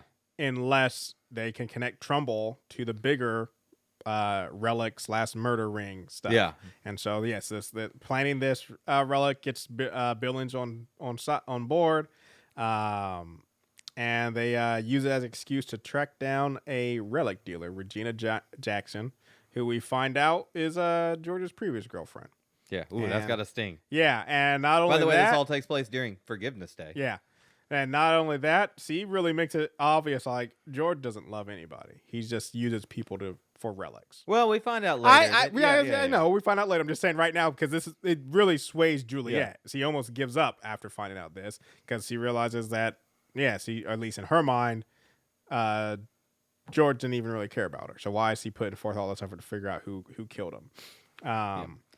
There's a really great line I like in this when they're doing a flashback between Juliet and George. Yeah, and he's like she's because he's a relics collector, and she's like, why are you doing this and whatnot? And he says, if these aren't worth risking our lives for, why is it a risk to our lives to have them? That's such a great that is a classic like put that on an internet meme. Mm-hmm. Like that is a quote. Yeah. That is a quote that needs to stick I around was for say, years if to come. after, I don't know how Silo ends, but if like it turns out that, George and them were in the right, wherever his statue is that they put up of him eventually, that's the quote at the bottom of his statue. I'm going to say it again. If these aren't worth risking our lives for, why is it a risk to our lives to have them? Oh, it's just so good. I love it. Yeah. Yeah. Yeah, so basically they after this, Sims basically debunks that it was Trumbull who had the relic. But they're able to at least make it seem like it's plausible, so that Juliet doesn't get fully in trouble. But that does, put a little bit of a divide between Billings and Juliet, because he's like, hey, you can't be using me. Not a good person to be crossed with. Who, from our view. Sims. Oh, yeah. Yeah. That's the last person you want to be crossed with. And the interim mayor / IT guy is shuts down the investigation. Yeah. But we didn't, because earlier you said the interim mayor doesn't want her to be the deputy or the sheriff. Yeah. But he does turn that around, where he makes her think that they're allies and they're both on the same side. Which I think from my perspective is he's like because we know. Yeah. Having seen the whole thing, that he's evil. Yeah. He's like, okay, look, this is going too haywire. We had a plan. It is out of control. We're at a point where we can just put a stop to things and let things settle down because it's getting a little too crazy. But also, and that's actually one of the main things of the next episode, which is called the Flame Keepers, is he also wants the hard drive, he wants the relics, and he wants to know who's doing all this stuff. And he sees that by allying himself with Juliet and pretending that he's on her side and not Judicial's side, he can still come to him, which comes to head later on, still come to him as a confidant. And so I really like that, though, is just seeing it the way he's working his machinations in the background. He's like, hey, I'm your buddy. I'm your friend. We had a dispute, but we're past that now. I'm the mayor. You're the sheriff. And we both know Judicials. Got to watch out for them. Yeah. We got to work together. So episode 7. Well, no. There's some other big stuff. So she goes back to talk to Regina. Yep. And Regina gives her the book. Oh, yeah. I forgot. Yes. The book. And Regina's crazy cat lady person. She's got stuff taped to the walls and like the food trays and all sorts of stuff. Yeah. And it turns out that she was a relics dealer. Yep. And she's like, the man who knows everything comes at night, and was threatening her family and spying on her and all this stuff. Yeah. But she was hiding this book in the floor map. Juliet Nichols takes it back to her apartment and starts looking at it, and it's like a children's travel book. Yeah, that's what I love. Is this book is forests and oceans, revered by everybody who sees oh my gosh, look at this book. And when you look at it, it's it's just some children's travel book from back in the day. Yeah, but it'll be everything. Oh yeah, I know. I just think it's so funny though. That's when that book came out, it was nothing. It was just hey, give this to the kids to read while they're waiting to see the dentist or whatever. And now it's the holy text. I mean, so. But the book talks about constellations and stars, which she clearly reads. Yeah. I would be because later when she's trying to get the stargazer on her side, I'd be I'll tell you what the lights are if you do what I want. Yeah. I know what the lights are. I know what the W's mean, But yeah, while she's reading the book, it pans out and we get to see Sims in a room with a bunch of screens and a bunch of people, and they just watching everything. Yeah. Again, not in the books. Not in the books. That's interesting. That's really interesting. We pick up on episode 7, The Flame Keepers. And most of this episode, so this is the end of the investigation into the murders of Barnes and the mayor is over. Yep. We're into the second phase of the show. Yep. Which is all about the hard drive and trying to figure out the cleaning, the past and the cleanings and George Wilkins' death and all this stuff. And most of it takes place around the Gloria character. Yes. Who was in the first episode, who was the fertility counselor. She is now drugged up in the old folks' home of the silo. I feel like the silo just once you become unnecessary, Mm-hmm. they just let you go. Yeah. I don't know what they do to you, send you out to clean Yeah, I or was something about to like say- it's just once you're no longer a functioning member of society, you're going on the ice Yeah. sheet and pushed out into the ocean. Yeah. You know? Yeah. I mean, they're very, strict about resources, so I feel like, yeah. But no, they got her drugged up. She's having visions of being outside and a family she never had, which is sad. Yeah, this isn't memories. This is all just stuff that she put together in her head. Yeah, because she saw the book. Yep. With the ocean and everything. Mm-hmm. And so Juliet wants to speak to her, but she can't because he's on drugs. So she goes to speak to Judge Meadows, who is sick. And by sick, we mean just... I feel like she's actually sick. They implied, or at least Juliet implied, that she was more hungover, getting over, that's over a form some of drinks. But yeah, and basically tries to get her to prove her seeing her, which I'm like, once again, Juliet's just terrible at doing, like, she has her own agenda, but she's terrible at making her agenda seem legit and keeping it hidden. It's always just like, no, everyone knows you're not doing anything for me. Because one is she hasn't done any. She's very brute force. She hasn't done any real sheriff work, and so whenever she's like, "This is for my sheriff's work," like, what sheriff's work? You haven't done any.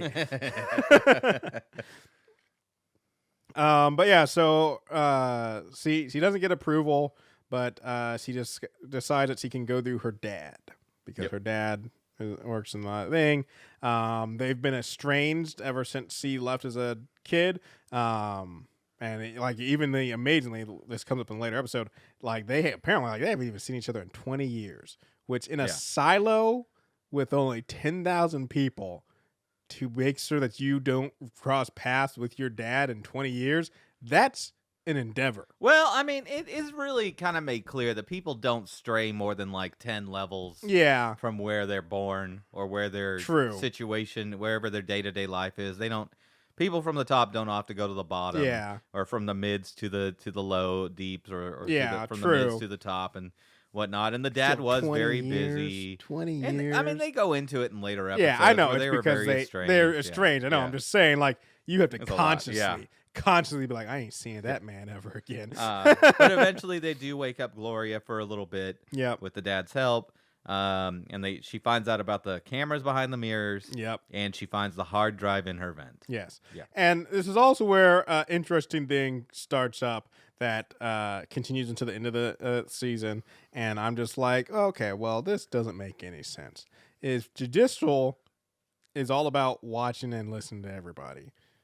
And even when you're not consciously doing it, but there's been multiple times where people you're kind of suspicious of, like Allison, like Gloria, like Juliet eventually and stuff, keep turning on their syncs to have conversations. You find a way to work around. Like, you're not just like, well, like at least starting with Allison, but I think before that. But so you have at least 3-year period of people turning on their syncs to cover up conversations, and in that 3 years, are all the microphones in the faucet? Yeah, I'm like, in that 3 years, you haven't come up with anything to stop this simple way of being able to block what you're saying. Turn on the sync. I'm just like, what are Judicial doing? I do want to mention we do get a brief scene between her and Lucas in the cafeteria. This is where it goes full creepy. Boy shoots his shot.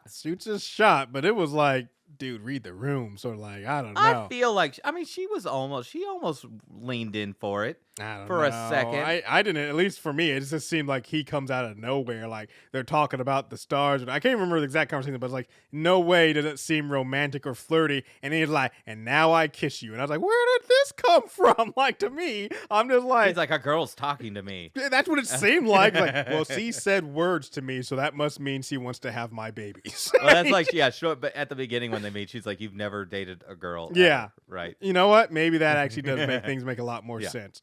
I mean, this is as romantic as it gets in the silo, staring at the lights in the in the sky, screen with the lights on it. Yeah. But yeah, so with her father's help, like I said, they get Gloria off the drugs. And this is also where we find out that one of the few places that Judicial doesn't have on surveillance, and I was wondering if this is in the books and if there's a reason for it, is the nursery. Well, the reason is that their cameras were breaking and they were running out of cameras, and so they had to make decisions. And they just And figured they were just like, the the nursery is not a place where we need to have cameras. Yeah. But I would think the nursery is a place where you need cameras. Yeah. That's where the babies are. Mm-hmm. Yeah. One of the most, important things. Nice thing that we get to see is Juliet and her father make up because they discover that it was the cameras that got their mom caught, not the father reporting. So it's nice that at least they get to make up. By the way, we should mention the character's name is Dr. Pete Nichols, played by Ian Glenn. Yep. And he does a fantastic job. Mm-hmm. I mean, again, nobody does a bad job in this show of acting, but really good. Ian Glenn is for all those Jorah Mormont from Game of Thrones. A lot of people will know him from that. Anyways, moving right along. They go basically searching for her. And she goes into hiding after returning Gloria to her room, and Gloria giving her way more information than they should. And that's where I don't understand how Juliet, after this, because this goes into the next episode. This episode basically ends with Sims sending a raiding group to Gloria's room, and then after that to search the sheriff's office. And like I said, she goes in hiding in the nursery once again, but goes into hiding because they're looking for her. And then we get to the next episode, which is Hannah. Episode 8. Yep. Yes, episode 8. And she just comes out of hiding. And there's like no repercussions. And I'm just like, they were literally just last episode, like sending the stormtroopers after you. And then you show up. And yes, you don't have the thing that they were looking for. But I'm just like, I don't know. I feel like Judicial's still like going to lock you up and question you. I mean, maybe I guess the role of sheriff keeps you safe. I don't know, but it just seemed weird to me that she literally was like, I got to go into hiding. If they find me, I'm screwed. And then the next episode, she's like, here I am. Everything's fine again. Yeah. But anyways, yeah. So episode 8, it does a lot of stuff in the past. Yeah. With her mom, who is Hannah. Yep. They get a rabbit, and they're doing surgery on it using the microscope Yep. that she created. Yep. And eventually they get busted, and the microscope gets destroyed. Juliet Nichols thinks that the dad turned her in and all because she didn't know about the cameras when she was a kid. That's the whole reason there's this whole rift for 20 years. The destruction of the microscope is why the mom commits suicide. It's just, it's a lot of backstory stuff. Yeah. Again, not in the books. In the present, like I said, Billings calls her in because Judicial's going to the sheriff's office, which is against the rules, and she orders the arrest of Sims, which I'm like, ooh. Gotta have some balls to arrest Sims, man. But, dude, Common, he does so good in this role, man. They have, like the intimidation, just the subtle intimidation. Just like, you sure you want to put those handcuffs on me? Do that? You want to get me some coffee? Yeah. Hey, let me use that radio. Let me use that radio. Freaking no, he is like, I've never seen Common as a scary man until this show, and I'm like, I don't want to mess with that guy. Like, Sims is something else. Yeah. And then also during this, she's trying to figure out how to access the hard drive. Yep. And she can't access it, and she calls in Lucas. Brings Lucas in, explains the situation, and he's like, I just wanted to get laid, man. What are we doing here? I know. I will say Lucas's red role, level relic. I don't want anything to do with it. And what happens to him from this point forward, I'm just like, yeah, man. Sometimes chase and tell ain't worth it. Sometimes it's just like, just stay home. Maybe don't go and draw them stars because there's a pretty girl who shows up. But yeah, they're able to basically get Lucas is able to get her to around basically where they're now I can't even remember. What Lucas and her go to what's his face? That's right. They're in her apartment. She breaks the mirror to show him the camera. Yep. She's like, hey, the guys the judicial's coming, the raiders are coming, and they flee to Patrick Kennedy's place. Yeah, no, Patrick Kennedy. She flees to Patrick Kennedy. George Wilkins just hangs out outside. He's like, I'm out. Yeah. Yeah. But and then with Patrick Kennedy's help, they are able to go and find someone else who knows how to get into the drive content. And this is where Juliet finally sees like the feed. No, you know what? That doesn't happen until next episode. Is that not till No, because this is when. Okay, so she's trying to get away. She's going down the stairs. Yeah. She gets to a checkpoint, and she's trying to get through. and the checkpoint person won't let her, and the mayor shows up to get her through the Bernard, checkpoint. yeah. And actually, this is where Bernard. Oh, freaking Tim Robbins. Yeah. This is like one of the best parts. Is like I said, he worked his way as the mayor to convince her, like, it's me and you against judicial. Like, I'm on your side. Don't worry about it. So he starts spilling some of the beans, but not everything. But then he's like, well, where did you put the hard drive? And then he's just like, oops. Why did I say hard drive? And he's like, why did I wouldn't know? I wouldn't know about the hard drive. And just this revelation that it just cracks open that he may be the mayor now, but he's been in charge of everything for a lot longer.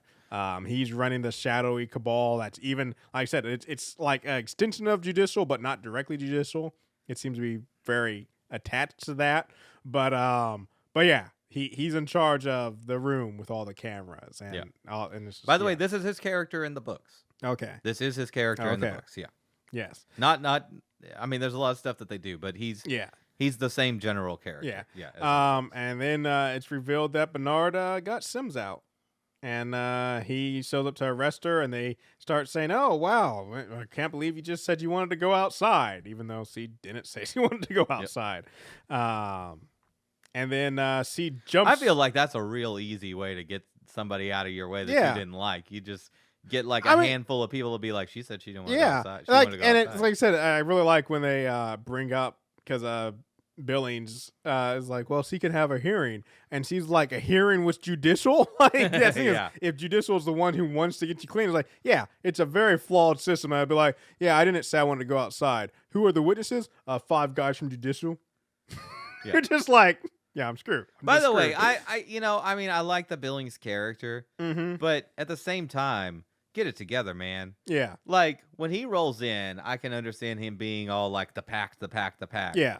But like, a couple of episodes into this investigation and everything he starts to see. Well, that's what I'm saying. Is he does start to seem like he's leaning that way. There is a point. I don't remember in which episode where he takes the pact. He's like in the sheriff's office and he sees the pact on the desk and he just throws it in a drawer. Like that's his turn. Yeah, I feel like he the problem is in episode 10. I should jump ahead, but there's just a scene near the end where he reveals that Sims knows that he has the syndrome. Yeah. Which is a big fear for him and his wife. But then he's all, and I guess it's their way of getting him back as a company man in a sense. Is because he's relieved. He's like, oh no, they're gonna make a special acceptance for me. It's all good. And I'm like, Sims, you just let them will you back in. Like I like watching Sims That's Jersey. Not the pact or Billings. Billings. I like watching Billings' journey as he, like I said, it might take him longer, but he does slowly start realizing maybe there's something going on here. But then just for it to end with him being like, never mind, they're gonna let me keep being the thing, so I'm gonna stay here. He took his 20 pieces of silver real fast. Yes, exactly. But yeah, they capture her. They're walking up the stairs. She breaks free from Billings because he has a tremor and jumps over the railing. Yes. And that's where the episode ends. Yep. We pick up at episode 9, The Getaway. This is where she somehow in a contained silo with only 10,000 people is able to elude a group of people who have cameras and microphones everywhere. I'm just like, there's some stuff right here. Especially because, like you said, she does eventually get to the bottom floors, but overall it's like, she hasn't been in most of these places in this silo, and suddenly she's just like covert up. I assume that each level's pretty, other than like the farm but levels. Still being able to find like where's the best place to hide when you don't have access. But anyways, she escapes, and basically they kind of, because no one knows he has a syndrome, or at least he doesn't think so. Everyone is like, well, did you just let her go? Because he's her deputy. And so Billings starts getting some flack for that. She makes her way to Sims' home. Oh yeah. And takes his wife, because she figures out that she needs this special from Lucas. Yeah. Because a lot of characters keep track of. Yeah. I'm doing a really good job, I think. You are doing pretty good. You're doing better than me, honestly. That Lucas that she needs a special console to open the hard drive. Yep. Makes her way to Sims' house, takes his wife and son hostage. Yep. And uses their computer to access the hard drive. Wife, just to mention, used to be part of judicial. Yeah. Used to be part of the the enforcers Yes. too. Yeah. Yeah. But Juliet still manages to take him hostage. But then, and once again, it just shows how much. I mean, I know she's like coming across some like high tier stuff that no one should have access to, but how easily she gets distracted because he's just like all up in there reading the data, and the wife is able to just Could completely have just taken her out right then. Yeah. lockpick, get out of her handcuffs, get a weapon, and sneak up on her. And I'm just like, you're gonna take people hostage. You gotta be paying attention. Yeah. Like, come on, Juliet. But anyways, Sims, Bernard interrogates Lucas, finds out the drive serial number, and they're able to track it to Sims' apartment. By the way, not how any of this works. There's just a random number on the hard drive. Yeah. And that's how a serial number 18, and they would just search for that. Not how that works. Not how that works. Not at all. Gotta have the MAC address. But no, so yeah, Sims and a group of raiders are arrested to his apartment, which this is another scene where I'm like, you don't mess around with Sims. Yeah. But Sims' wife let her go. And she goes to Patrick Kennedy, who helps her get to Danny. And they get the Excuse me, Mark Zuckerberg. This actor looked like Mark Zuckerberg, okay? I'm just saying. Don't insult this man, Robert. No, but yeah, so they... No, I like Danny. Danny's... Yeah, no, I'm just saying. He's an anonymous hacker, yeah. Yep. But they get more access to where they're able to watch George's video, where this is where she finds out George did really love her. And that she needs to find the door underneath the silo. And so they go basically on like or they plan to like get a video out to everybody. Like, well, that happens in the next episode. Well, no, but that's what they're planning. Yeah. Like she gets with Patrick and stuff. Because they watch a video of a past cleaning. That's everything's pretty. I do like Patrick Kennedy. Yeah, I could have spent some more time with this character. He's a very good character. But I like when like she's watching the video of George Wilkins, and he's being all lovey dovey and whatnot. And Patrick Kennedy and Mark Zuckerberg, they're just like, let's go over in the other room. Let's give her her moment. Let's let her do her thing. Yeah, she's having. This isn't a high stakes situation. We got all the time in the world. Let's just go hang out in the corner while the whole silo comes down on us. Yes. Other things that happened in this episode is Billings went to search Julia's apartment, which had been cleared out previously. Yep. Everybody they come and searched it before, but he finds the book in the bathroom, and he looks through it and is profoundly moved as well. Yes. And then he rips one page out and burns the rest of the book. Yes. This is a dick move. Yeah. This is like an important piece of historical memorabilia.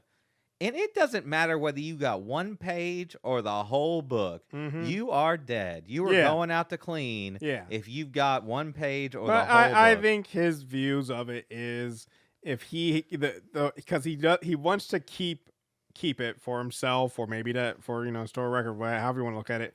But he knows hiding that whole book is going to be insanely tough. Where that piece of paper, slide that into a different book. Have that always in your back pocket or in your wallet. Like it's By a the lot way, you easier. don't carry this thing in your pocket all willy nilly. He's just walking around for the rest of the season with this thing in his pocket. I'm like, that's not okay, man. You gotta hide that up your butt or something. Like you gotta really hide this thing. Yes. Like it is a secret map hidden in the lining of your hat or something. Like it is not. You don't just put it in your pocket and walk around. Yes. Another very small thing that we see in this episode is the key fob.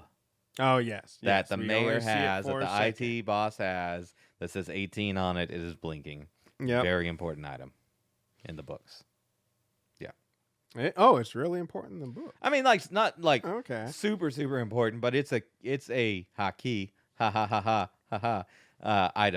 Yes. Yeah. To future things that we're going to learn about. All right. In season 2, maybe. Well, let's talk about the last episode of this season, though. Outside.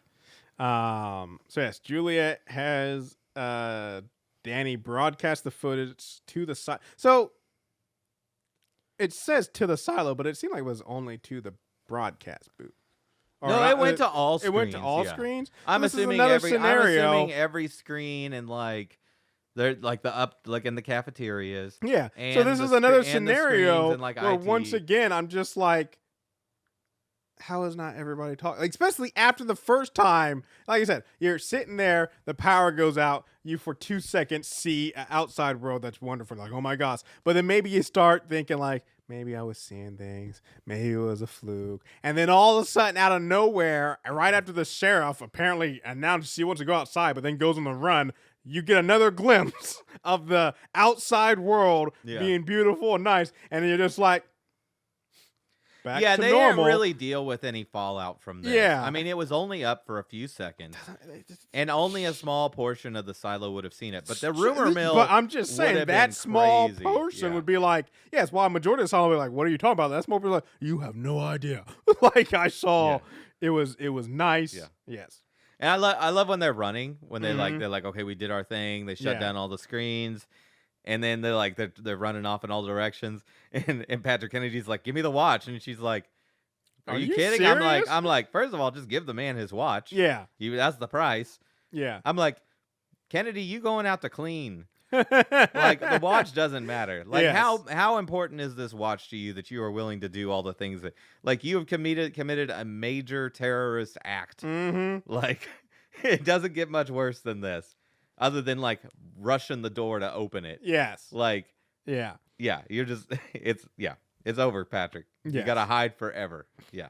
So anyways, well, yes, maybe no. Because like I said, so they go on the run, and Juliet gets down, escapes to Mechanical, where she goes into hiding. By the way, the way that she's been moving around without being seen is by using the trash chute. Yes, using the trash chute, which there's a very, there should be cameras in the trash chute. Yes, and there's also a very dangerous scene where she's in the trash chute and they start dropping stuff down on top of her, and then they're like looking at it looks like a dryer or something. It's an air machine. conditioning unit. Air conditioning unit, and they're like drop that. It's like, oh yeah. But first of all, she would not fall faster than the air conditioning unit. Yeah.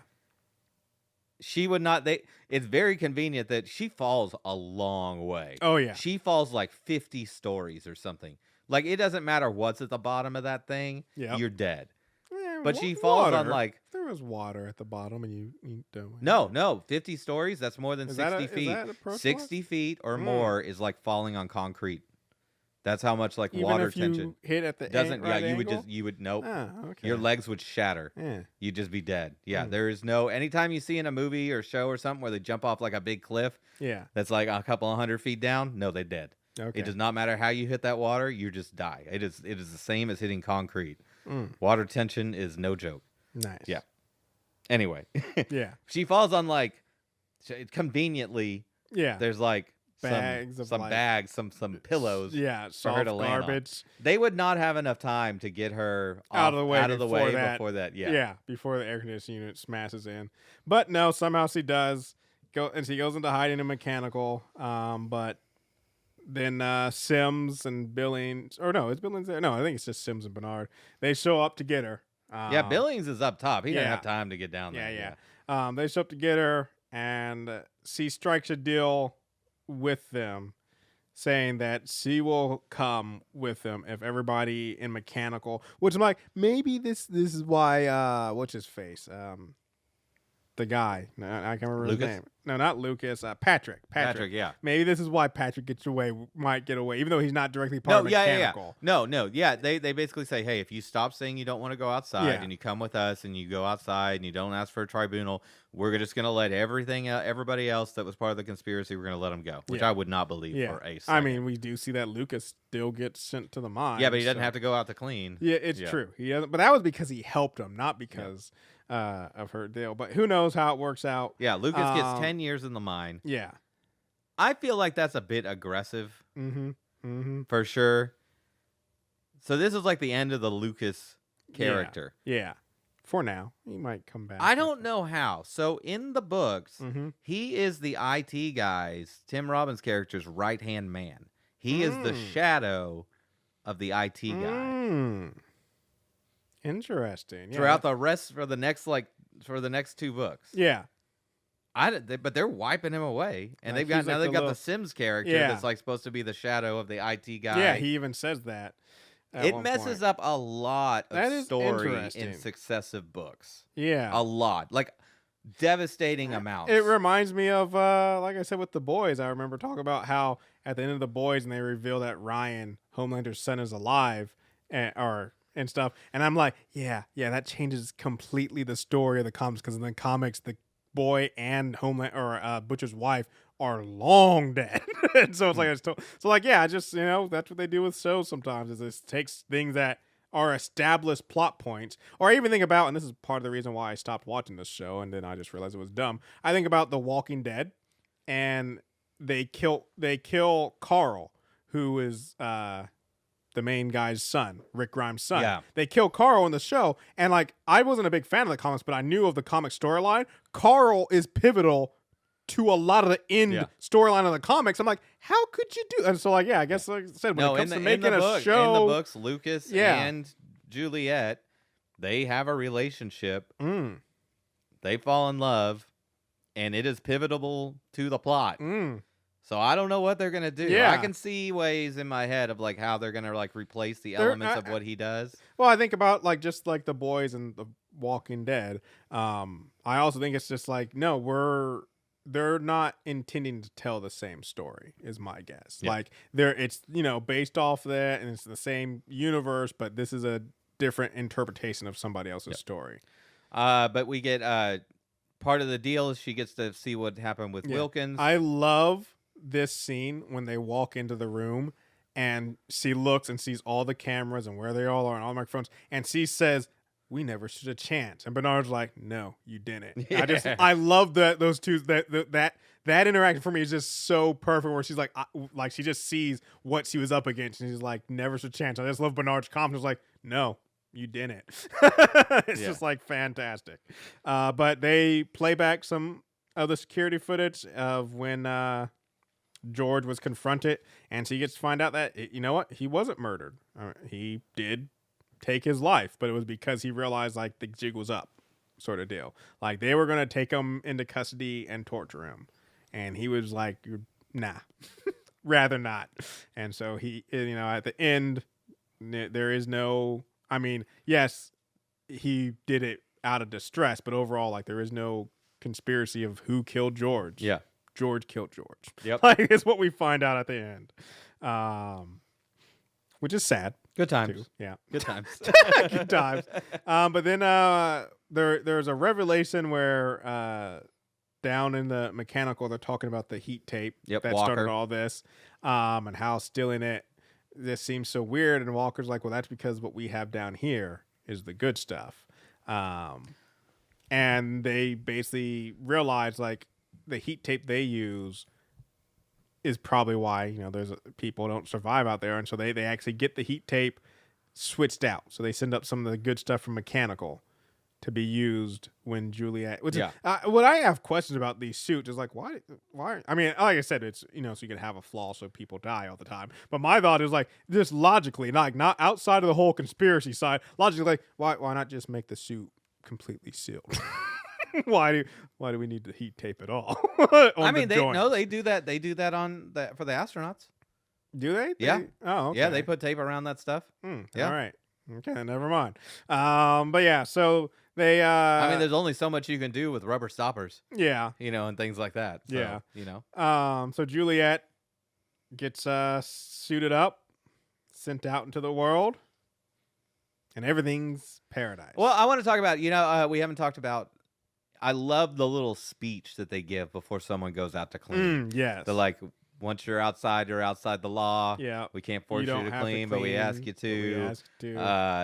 So that way we can better see that in here is safe and outside is not. It's just a good line. They do it like 3 or 4 times in the show. Yeah. 3 times, because we get to see 3 different people go out. Fair enough. And yeah, so Juliet is let out and sees this beautiful paradise. Yep. But she sees the birds. Yes. And realizes, oh, this is fake. And so she goes, and finally, someone doesn't clean. I'm like, thank you. When she, watching this scene, I remember the first time, when she goes and she raises up her wool for a second, I was like, don't do it? Why does no one understand that to keep Or I would doing use the the wool, same and thing? I would write clean me. Or Yeah. I'd be like lies and Mhm. write something in there. Yeah. Or just smash the camera. Yeah. And so Julia walks away from the screen or the camera, appears to collapse, but she doesn't. She's actually just looking for. Well, no, she trips on something that she can't see because the screen is showing her something else. So she trips on a rock. Oh, okay. That's not part of the screen. Yeah. But she crawls and she finds Holston's body through the. It's like she doesn't actually see it, but she finds it through. She just knows where it is. Yeah, and gives him back his badge. And then heads up the. So wait a sec. Actually, what does Bernard do? Because I remember he runs off. Does he set off the screens? Is that what he does? So he realizes that she knows something, that right? Yeah. And he runs with his little key fob thing and runs to a door that he opens. And that's where his story that's where ends. it ends. Yeah. Okay, yeah. What behind that door gonna be is interesting. everything. Well, it's not everything, but it's a big something. But anyways, he climbs. Like I said, so as I already alluded to, the world that we see from inside the silo and the world that C first sees when she exits the silo, both of those are fake. Like the apocalypse scenario that they see outside is not even real, because from what they see outside, there's like a tree and there's bodies everywhere, and they're like on a hill, but like not at the bottom of a crater and stuff. And then of course there's the world that C sees, or when she first goes outside, which is this paradise, which also does not exist. And then when she gets to the top of the crater and she can actually see the real world, like that tree's not there. Then there's like in the distance there's a city and there's multiple craters. So I'm like, they're showing two different illusions to the people inside the silo and then people who get out. And we see multiple craters, all that have the same sort of little silo door in them, which alludes to there being more than one silo. Yep. Not just more than one, a lot. And what this reminds me, especially with all this stuff, like, why is this happening? Why are they lying? Why are these rules? And before this year, we did not have a show to give us this. But the whole time I watched Silo the first time, I'm just like, is this just Fallout? Are these just the same as like Fallout bunkers? Is he gonna go to another silo and everybody in there is gonna be like, I don't know what, like they've been fighting for dominance for the last 20 years or whatever. Like, I'm just like, is that what's about to happen? Because when she sees all these silos, I'm like, is this Fallout? Yeah, she gets over the hill and sees a death claw in the distance. I'm just like, is this just Fallout? Is Silo secretly Fallout? So the city she sees in a distance is Atlanta. Oh, okay. There's a little bit of insider book knowledge that I can give you that that doesn't break anything. I figured it'd be LA, honestly. But all right. So this is where the show ends. Mm-hmm. I forgot, but I went and reread the synopsis plot on Wiki last night. There is enough left in the first book at this point to create a whole nother season. Before they even get to book two, when you really start to learn the truth about things. You do learn some interesting things in the rest of the first book from this point forward. But I think they're going to stretch a whole season. Instead of doing 3 seasons, I think they're going to do a whole season, another season. The back half of only book the first book, Okay. Interesting. I mean, as much as they fleshed out the show, like I said, like by episode 5, they could have ended. They would have been done where book 1 ended. Yeah. Interesting. Interesting. Yeah. Well, I am excited to see it because this show is. I really do hope that they do get into book 2 stuff and like going into, because book 2 picks up like in the past and the building of the silo and like why it's being built and who's building it and a lot of stuff. And I really hope we get there. But stuff that happens in the second half of book 1 that we haven't touched on in season 1, really good stuff too. Okay. Yeah, very excited about it. All right. Anyway, there you go. That's the show. I cannot wait for this next season. It's going to be it's fantastic. next week, next Friday. I know. I'm just saying, after watching this, I'm ready to go. I'm ready. Yeah. Yep. I'm sure it's going to pick up right with her being outside the I silo. hope so. I hope they don't do any or of it's that. going to pick up in the past. Yeah. One of the two. Yeah. that'd be rough if it picks up in the past. It'd be jarring. Yeah. Yeah. Hey, if you like the show, you should consider going to our website, watchinitpod.com. There you can find links to our social media and to email us, watchinitpodcast@gmail.com. You can also find links to support us on Patreon and Spotify. Donnell, what else should they do? Well, as you already know from us covering this, we're about to jump into Silo Season 2, but it is that time of year. It's about time for us to start looking into some Christmas specials. I have not looked yet, Robert, but we got to see if E has Is released the list coming out already? I guess it would be. It comes out a little, like, I'd say late November and stuff. So yeah, we get the list. We're going to be doing our two-part Christmas specials as we always do. And that's always going to be fun. So be looking forward to that. And yeah, give us any ratings, reviews, 5 stars. Thanks so much for listening. Bye.